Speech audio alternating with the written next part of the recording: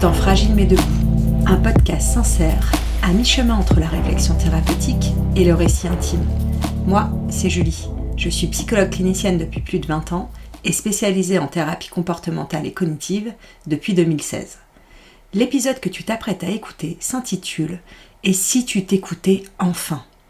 Aujourd'hui, j'aimerais te parler d'un fonctionnement très valorisé, mais profondément épuisant, le surfonctionnement. Cette capacité à continuer, à gérer, à tout porter, jusqu'à parfois se perdre soi-même. Dans cet épisode, on va prendre le temps de comprendre ce qui se joue vraiment derrière ce fonctionnement. Comment il s'installe, pourquoi il devient automatique. On ira aussi voir ce qui bloque, pourquoi s'arrêter peut faire peur, pourquoi tu continues même quand tu sais que ça ne va pas. Et surtout, quels sont les mécanismes invisibles qui te maintiennent dans ce rythme. Et puis, on parlera de la possibilité de faire autrement. Comment revenir à toi, à tes besoins, à tes limites. Et surtout, comment commencer à te choisir avant d'atteindre le point de rupture. Cet épisode n'est pas une leçon, c'est une invitation. Une invitation à ralentir, à revenir à toi, à t'écouter, vraiment. Et peut-être, pour la première fois, à te dire. Alors si tu es de ceux qui ne s'arrêtent jamais, qui disent « ça va », alors que ça ne va pas vraiment, reste. Parce que tu n'es peut-être pas obligé d'attendre de t'effondrer pour commencer à t'écouter. Quelques jours après la naissance de mon fils, j'ai failli mourir. On pourrait dire que c'est lié à la césarienne, à une complication médicale, et c'est vrai. Mais au fond, cette éventration, elle raconte aussi autre chose. La manière dont je me suis oubliée. Pendant longtemps, j'ai fonctionné comme ça. Tenir, gérer, avancer coûte que coûte. Dire « ça va », alors que tout déborde à l'intérieur. Ne pas déranger, ne pas demander d'aide, être forte, toujours, c'était devenu ma norme. Et puis, il y a eu ma grossesse. Une grossesse désirée, douce, heureuse. Avec mon compagnon, on était sur notre nuage. On préparait l'arrivée de notre bébé. Mais à quelques semaines de l'accouchement, tout a basculé. J'ai appris le suicide de ma mère. Un choc violent, inattendu. Un raz-de-marée d'émotions. Tristesse, colère, sidération. Tout ce qui, selon moi, n'avait pas sa place au moment où je m'apprêtais à donner la vie. Alors très vite, une idée s'est imposée. Tout régler avant l'arrivée de mon fils. Comme si je pouvais compartimenter, gérer la mort et accueillir la vie proprement, sans débordement. Une illusion, mais je m'y suis accrochée. J'ai accéléré, rempli mes journées, vidé un appartement, trié une vie entière, géré les démarches, et en parallèle, préparer notre vie à 3. Je vivais 2 journées en une. Mon compagnon s'inquiétait, il me disait de ralentir, mais moi je répondais « je n'ai pas le choix ». L'accouchement s'est bien passé, on est rentré chez nous heureux. Et pendant un instant, j'ai cru que j'avais réussi, à tout contenir, à tout gérer. Mais 3 jours plus tard, tout s'est effondré. Une sage-femme regarde ma cicatrice, son visage change. Vous devez aller aux urgences immédiatement. Un baiser sur le front de mon bébé, 45 minutes de route, et à l'hôpital. Vous faites une éventration, on vous opère en urgence. Et là, le réel me rattrape. La vanne s'ouvre. Les larmes, la peur, la colère, la culpabilité, tout ce que je n'avais pas ressenti me tombe dessus, d'un coup. Mon corps a lâché, il m'a arrêté net. Il m'a forcé à ressentir ce que je refusais de voir. À me confronter à mes limites, à moi. J'ai cru ne jamais me relever. Il m'a fallu des mois, des années pour me tenir à nouveau debout, physiquement et émotionnellement. Parce que cette fois, je ne pouvais plus fuir, plus m'agiter, plus faire semblant. Alors j'ai appris, doucement, à écouter ce qui était inconfortable, au lieu de le repousser, à exprimer clairement ce dont j'avais besoin. Aujourd'hui, j'essaie de m'écouter plus attentivement. Pas parfaitement, pas tous les jours. Il m'arrive encore, je l'avoue bien volontiers, de fuir le silence, le vide, de m'agiter, de remplir, par habitude, confort. Mais je reconnais ce fonctionnement. Et je tente d'y mettre un terme avant d'atteindre un point de rupture.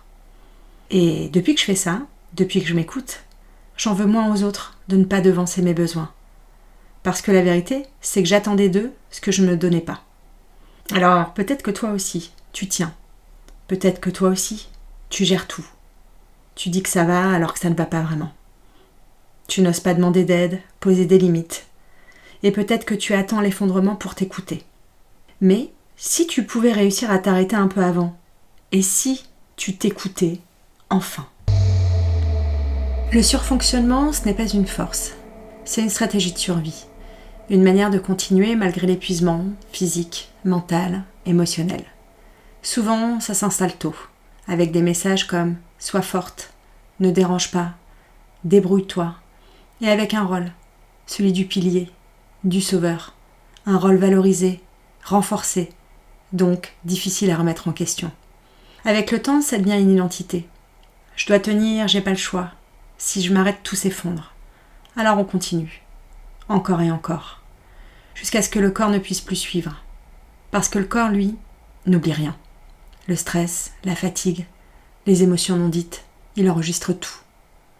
Au début, il compense, puis il signale.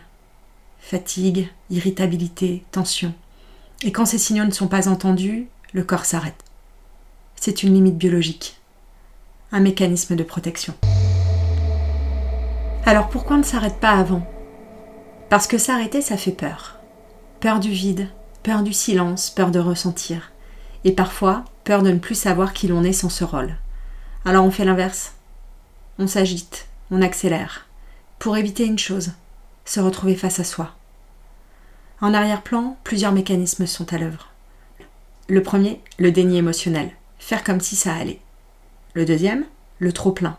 Trop d'émotions, trop d'événements, trop d'intensité. Et derrière tout ça, un moteur discret, l'évitement émotionnel. On fuit dans l'action pour ne pas ressentir. Mais ce qu'on évite ne disparaît pas. Ça s'accumule, jusqu'au point de saturation. Au fond, tout repose sur une confusion. On a appris que la force, c'était de tenir. Mais la vraie force, c'est de s'arrêter. Dire « là, c'est trop ». Ralentir, s'écouter, demander de l'aide. La reconnexion à soi, c'est le début du changement. Mais ce changement ne se fait pas d'un coup. C'est un processus. Il commence doucement, en réapprenant à t'écouter, à écouter le corps, les besoins, les limites, avant la rupture. Et souvent, ça commence par une question. Comment je vais vraiment? Mais s'écouter ne suffit pas. Le vrai basculement, c'est se dire.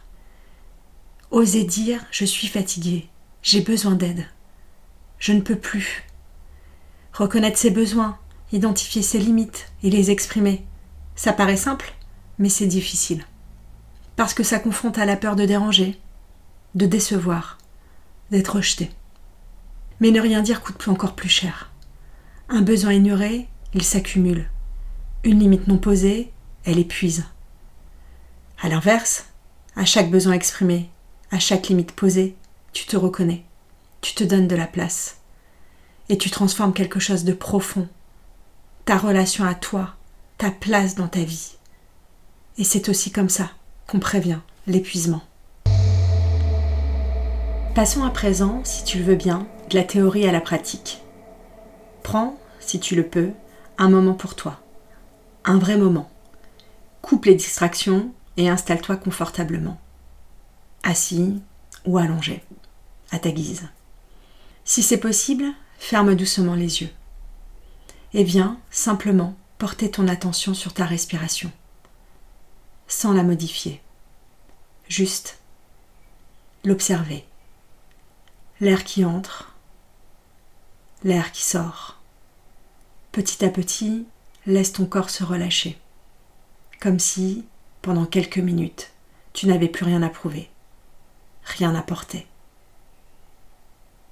Maintenant, parcours doucement ton corps, de la tête jusqu'aux pieds. Observe. Est-ce qu'il y a des tensions, des zones crispées, peut-être un poids, une agitation intérieure, ou au contraire, une sensation de vide? Accueille simplement ce qui est là. Et pose-toi cette question. Est-ce que mon corps essaie de me dire quelque chose? Laisse venir une sensation, un mot, une image. Maintenant, tourne-toi vers ce que tu ressens. Quelles émotions sont présentes? Tristesse, colère, fatigue, pression? Tout est ok. Tu n'as rien à corriger, rien à jeter. Juste accueillir. Prends un instant à présent pour te demander: qu'est-ce qui me fait du bien en ce moment? Qu'est-ce qui fait sens pour moi? Et à l'inverse, qu'est-ce qui me pèse? Qu'est-ce qui m'épuise? Qu'est-ce qui m'attriste? Autorise-toi à ne pas aller bien. Parce que derrière chaque émotion, il y a un besoin qui demande à être entendu. Prends le temps qu'il te faut pour répondre à ces différentes questions. Tu peux mettre pause si tu le désires et reprendre la lecture quand tu auras terminé. À présent, tente de répondre à cette question essentielle. De quoi aurais-je besoin, là, maintenant, si je m'écoutais vraiment? Prends ton temps. Du repos? Du calme? Du soutien? Qu'on t'écoute? Qu'on t'aide? Ou qu'on te laisse un peu d'espace? Accueille la réponse. Même si elle te dérange, même si elle te surprend. Enfin, sans pression, demande-toi: quel est le plus petit geste que je peux faire aujourd'hui pour me respecter un peu plus et prendre soin de moi? Dire non, envoyer un message, prendre une pause. Un seul pas suffit. Garde cette intention avec toi. Quand tu es prêt, reprends doucement contact avec ton corps, avec l'espace autour de toi, et rouvre les yeux, tranquillement.